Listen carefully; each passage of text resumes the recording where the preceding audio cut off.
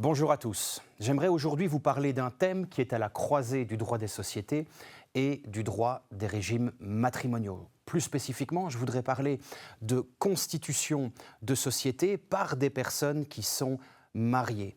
Il y a là un point absolument crucial en termes de conseils pour nos clients. Revenons, si vous voulez, un petit moment sur la distinction entre le régime dit de séparation de biens et le régime de communauté, qu'on appelle aussi le régime légal.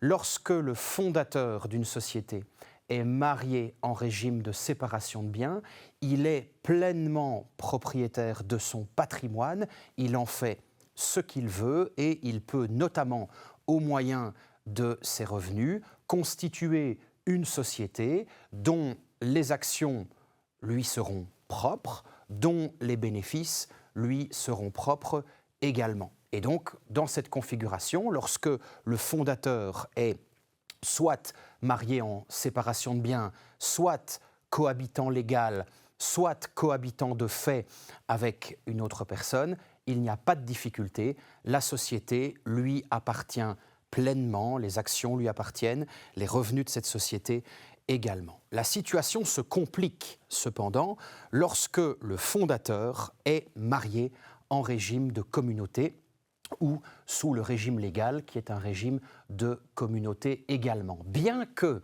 le fondateur comparaisse tout seul devant le notaire comme fondateur, il n'est pas évident de considérer que cette société lui appartient pleinement.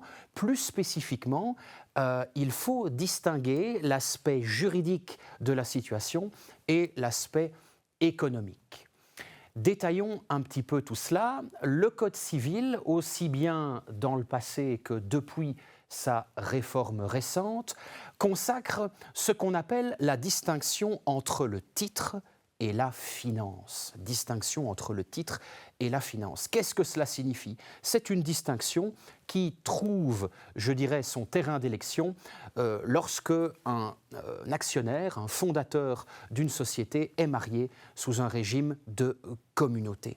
Lorsque l'entreprise est constituée pendant le mariage par l'un des époux, les droits d'actionnaire lui sont propres, c'est-à-dire le droit de gérer la société, le droit de participer aux assemblées et de voter en qualité d'actionnaire. Par contre, les revenus de cette société, ce qu'on appelle la finance, appartiennent à la communauté, ce qui évidemment aura un impact extrêmement important au moment de la liquidation du régime, que ce soit suite à un divorce ou suite à un décès. Et donc, j'attire votre attention sur l'importance d'informer le client qui constitue une société à vos côtés lorsque celui-ci est marié en régime de communauté. Distinguons pour terminer 3 hypothèses.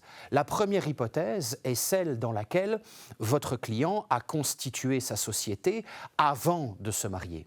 Il s'est marié en régime de communauté, certes, mais il a constitué sa société avant le mariage. Dans cette hypothèse, les actions de la société appartiennent à son patrimoine propre, les revenus générés par la société appartiennent à son patrimoine propre et en principe, la plus-value à l'occasion de la revente de l'entreprise est une plus-value qui est propre. Cependant, il y a une complexité à prendre en compte ici, c'est que pendant la durée du mariage, si cet époux actionnaire ne s'est pas rémunéré d'une façon normale et qu'il a plutôt capitalisé dans la société, eh bien, au moment de la liquidation, un époux, l'autre époux, par hypothèse, pourrait demander, le cas échéant devant le juge de la famille, une indemnisation à l'époux actionnaire. Deuxième hypothèse, c'est celle dans laquelle la société a été constituée par un époux pendant le mariage.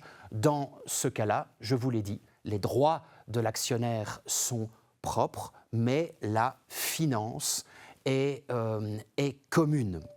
Dernière hypothèse, c'est celle dans laquelle les 2 époux sont co-actionnaires de la société qui a été constituée pendant le mariage. Dans cette dernière hypothèse, pas de difficulté particulière. L'ensemble de l'entreprise relève du patrimoine commun et devra faire l'objet d'un partage à l'occasion de la dissolution du régime, que celle-ci intervienne à l'occasion d'un divorce ou au moment d'un décès. Et donc, en conclusion, attention aux points de friction entre le droit des sociétés et le droit des régimes matrimoniaux. Il y a bien sûr une multitude de complexités, de nuances. Je suis à votre disposition si vous souhaitez de plus amples informations. Et je vous dis à bientôt pour une nouvelle actualité juridique et fiscale.